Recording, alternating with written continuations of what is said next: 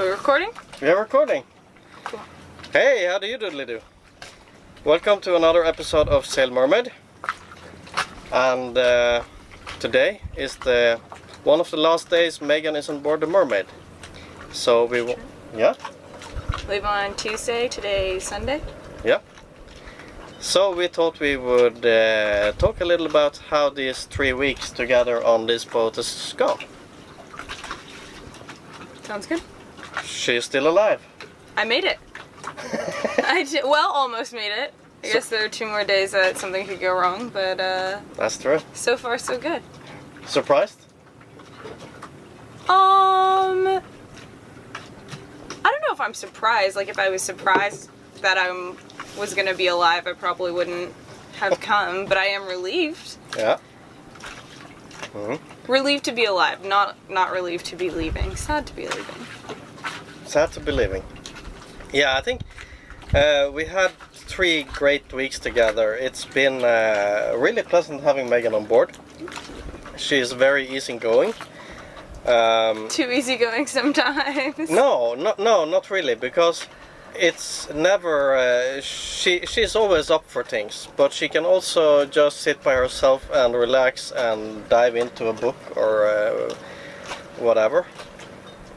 And she doesn't need to be entertained all the time, and that's a good thing. Yeah, I think it's like I'm always game for an adventure, but also down to chill, and there's not pressure to fill every second with something, which I think is nice, because there are things that have to be done around the boat, and you have to do things for your work and things with the videos, so I don't know. Going with the flow. Last 3 days I've been editing real hard. Yeah, it's been impressive. You actually haven't been sleeping, you've just been editing. Well, okay. What do you think you will look back on when you come home and remember from this trip? How has Europe been to you? So good. This is my first time to Europe. I love to travel, and so I'm kind of surprised it took me so long to get here. I think one of the best parts, though, will be... Africa. Or has been. No, I did love Morocco. But I think how diverse the trip has been. Like, we haven't... I've had the opportunity to do diving, which I love. But at the same time, we also get to go into the towns and interact with some of the people who live in these ports locally. We've been able to do sailing. We've met other boaters along the way. There have been some festivals and like local festivities we've been able to participate in. So it's been, I feel like the things that we've done, it's been a kind of diverse experience. You know, every day wasn't the same. And we've seen some incredible, beautiful places. Morocco, Melilla, Ibiza, Formentera, and now we're here in Mallorca. And it's absolutely gorgeous, and the weather's been incredible, so we've been really lucky for that. When we came to Melilla, someone named Megan said, "Oh, I could easily live here." I loved it. I still love it. I still think I could live there. Then we came to Ibiza. Yeah, you didn't really want to live in Ibiza, did you? No. I know. No. I think it's too, it's very fun, but at least the parts where we were just so touristy.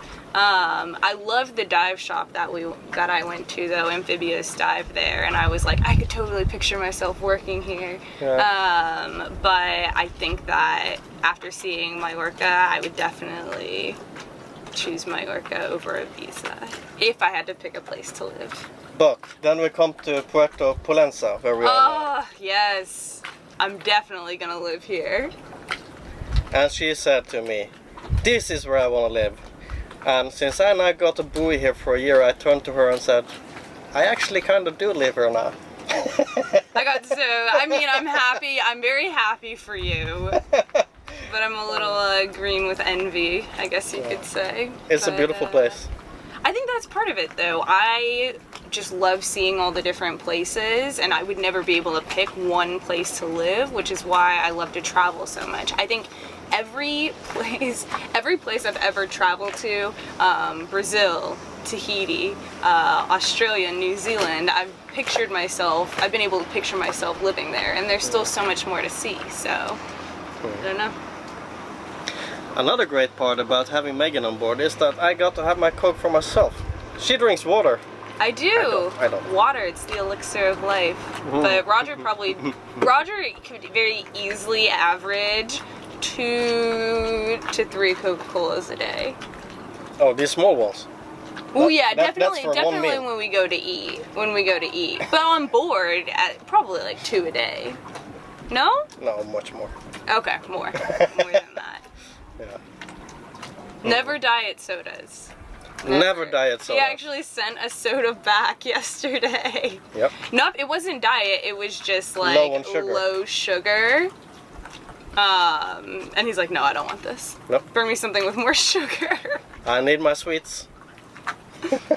Well, the first day that we met, we went to Starbucks and got coffee, and you're like, I only drink like one coffee a year. And we sat there this was my very first impression, is that we sat there at like the coffee cart where you go and you can add cream or sugar or whatever. You must have taken at least 8 packs of sugar. I would be guessing on 12.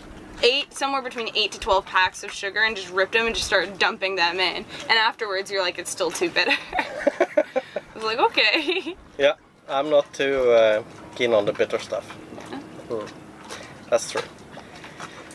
So, what have we done since we came on board this boat together? We have been... So much. Yeah, we have had everything from engine problems. Of various types. Yeah. Engine problems on the boat, then we had engine problems on the dinghy. Yeah. We bought a new engine. Yeah, gave away an engine. That too. I don't think that's actually recorded, No, but it's not. there's this guy in Ibiza, and he's probably in his early 20s, I would guess. And so every day he would rent out lawn chairs and umbrellas to people who wanted to be on the beach. And he had said to us, like, oh, in Barcelona I have a home but no job. Here I have a job but no home. And so he was kind of just staying wherever he could. He would stay on the lawn chairs or stay on the beach or whatever. And Roger gave him the engine and was like, look, it's broken, but if you can fix it up, maybe you could sell it, maybe you could use it. He was so grateful, he like jumped into the dinghy and hugged you right then and there. He did. He threw himself on me and just... pretty sweet, yeah. But it was nice for both of us, because I had a problem. I suddenly ended up having 3 engines. 2 of them not working. And this was a kind of a new engine. I don't know exactly how old it was because it followed the boat. But it was too small for the dinghy, and I would just have it as a spare. Now that I got a new, I would rather fix up the bigger engine and have that one for a spare. So I had a problem. To me it was something I had to get rid of, and to him that was an opportunity. So it was a win-win situation. Yeah, it really was. Yeah. There you go. But we haven't had any maintenance that's needed to be done in Mallorca. Will we do before we have to leave? But I mean, like, nothing has broken yet. No. But we did our share of maintenance in Melilla before we started sailing, really. Right. Yeah. Right. And that was cool to just experience to lift the boat and... We spent 3 days on the Heart. Yeah. Yeah. Yeah, something like that. And which I hadn't anticipated, but it ended up working out fine. But I think that we talked about this. It's like, you have to be, if you're interested in doing these crewing opportunities, you just need to be really clear about what the expectations are. Like, my goal was to kind of work and help out with the boat for the experience of being able to sail and travel with Mermaid and with you. but it would have been kind of an awkward situation if I was paying like $50 a day, like some boats ask, and then we had the engine problems, and then we were going to be stuck in the yard for 3 or 4 days. It just would have been awkward. I feel like it just kind of would have been awkward, because then you also feel like you have to be entertaining, and it's not, I don't know, I think it just makes like the situation,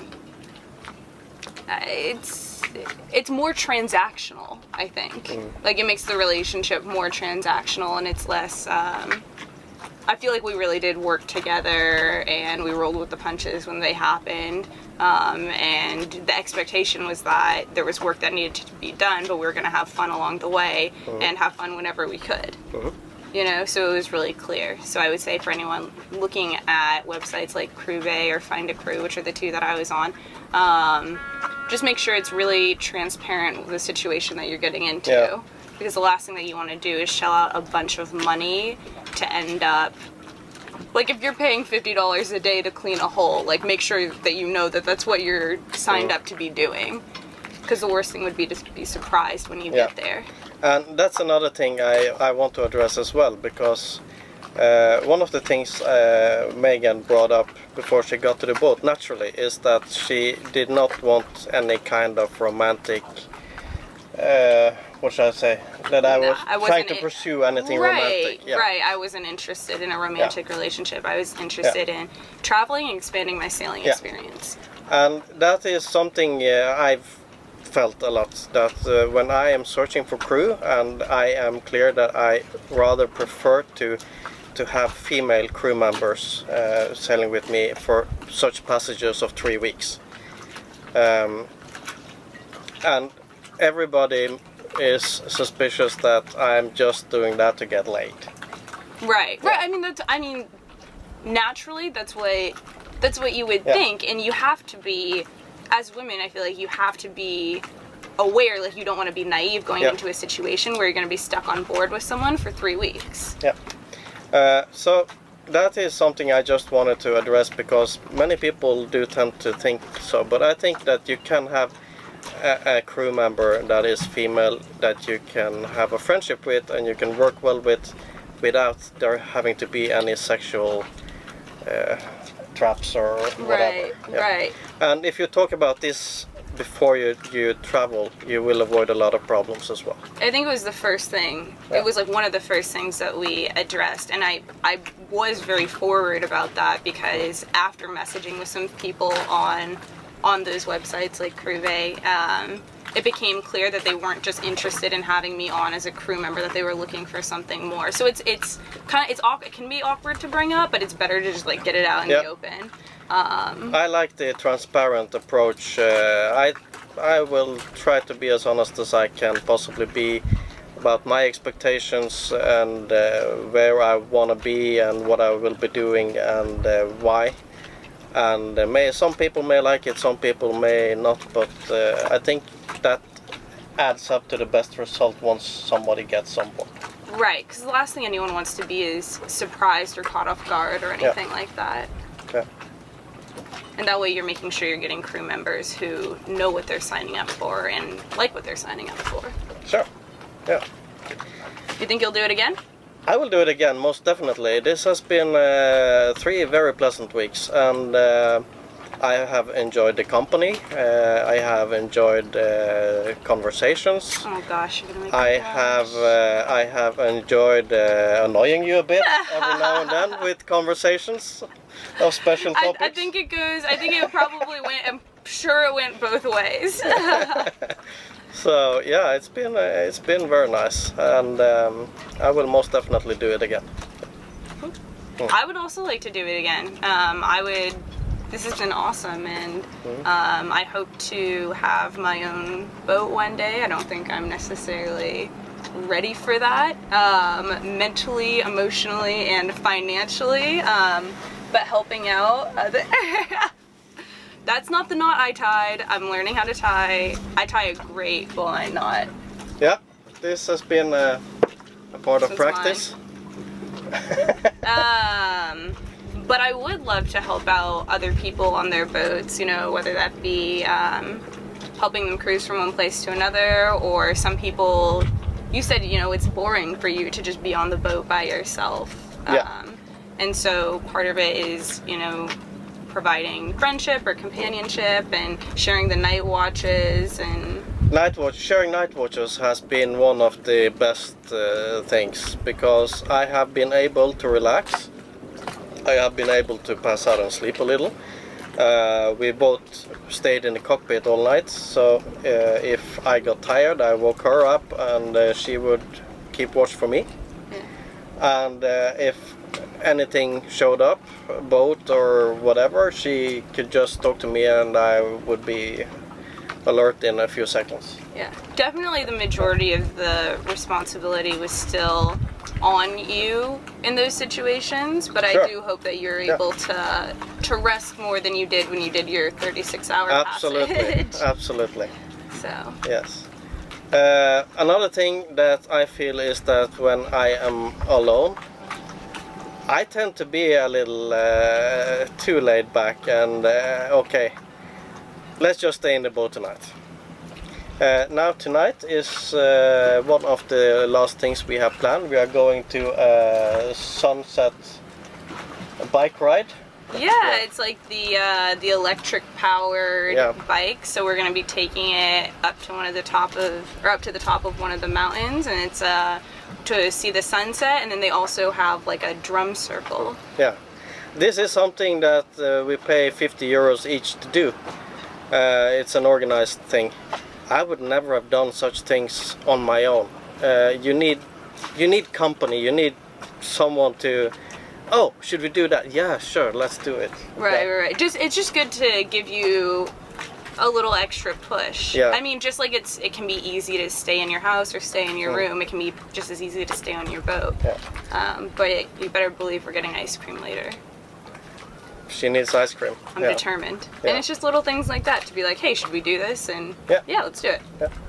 And yeah, I mean, if I were in Ibiza on my own, I would probably have gone to David Guetta, or I would have gone out clubbing no matter what. But it's so much nicer to go there with somebody. Right. I agree. Yeah. So, and we did that too. We have tried the party life, even last night. We tried. I don't know how well equipped we are for it, but we gave it the good old college try. Yeah, I think we were pretty much on the same level. None of us, I think, would have gone out party every night. No. I mean, that's not what I wanted. No. Like, if I had wanted to go out partying every night, I would have booked myself a flight to Ibiza and stayed in one of the hotels or resorts there and had a whole schedule of parties and events. But I don't know. That's not what I wanted. I wanted to be on the water and the sailing experience and everything that comes with that. So. And for me, it was a little like, okay, I'm going to Ibiza. Yes, I'm definitely gonna bring someone younger who I can get to go to a party. I'm sure there are plenty of people your age who would also go out to the clubs. I'm sure my parents would go out to the clubs. In Ibiza? Maybe. Well, In Ibiza. I don't know. I don't know if we should include that. I don't know your parents. I think that they would give it. Yeah? They would maybe check it out. I don't know. Okay. Maybe I'm making things up. Well, it was a fantastic experience. I want to go back clubbing again sometime. It was really nice. I don't know about you. I'm sweating so much right now. It's warm. Very warm. It's warm. It is really warm here. Yeah. Yes. But anyway, it has been a pleasure having you on board. Thank you. And yeah, I wish you a good flight back to the States and good luck with you. everything you are about to do over there. Thank you. Yeah, my up next for me is I'm gonna fly out to Valencia, and I'm meeting up with my mom there, so we'll spend about half a week there, and she already planned a paella cooking class for us. And then we'll do a week in Barcelona before we fly back out to California. We'll be there for the rest of summer until the end of August, and then I fly back out to Connecticut to start teaching again. Sounds good. Sounds like a plan. It is the plan. Yeah. But who knows what the future holds. Super. Okay. I am expecting another crew member to join me shortly. First, I have to go back to Norway and do some work. Now I have my laundry out to dry, and we should soon start cleaning up the boat. Yeah. So we have a little bit of work to do before we leave, but I really hope you come back and watch my upcoming episodes. You want to say the final line? Yes, yes, I do want to say the final line. Yeah. So if you like the video, please hit like, leave any comments or questions that you have. And if you aren't subscribed already, hit subscribe. Oh, and there's another thing. Maybe we'll add this in a different video as well, in an earlier video, but my profile is now up on the Sail Mermaid website, so if you want to read a little bit more about me and my background and some of my thoughts about my decision to come And see you as a mermaid. to see me, I've had a mermaid made in my likeness. She's been mermaided. Yes. No, but on the website, it's like, it says stuff about you, it says stuff about your plans, you're gonna add your crew members as they come, and then there's a little bit more there about my decision to sail with a total stranger for 3 weeks, and yeah. Yeah. And you can also find Megan's Instagram. I am also on Instagram, and you will find all the descriptions to my social media in the section below. Yeah. Okay, thank you for watching. Bye. Cool.